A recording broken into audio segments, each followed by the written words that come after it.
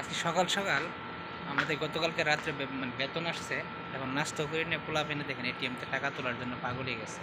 এই যে দেখেন আজকে আলরা যে অ্যাকাউন্টে টাকা থাকবে না, সব টাকা ওটা নেবে।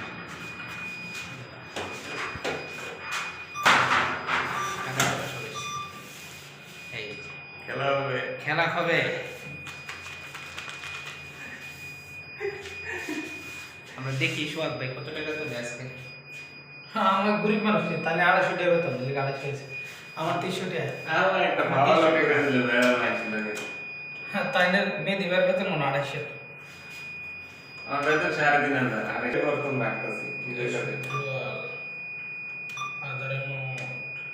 সোহাগ ভাই 3500 রিয়াল তুলতেছে, ওর বেতন 4000, 500 টাকা রেখে দিব ব্যাংকে। 2300 দেন না, কম্পিউটারটা দেন তাহলে তো চলে।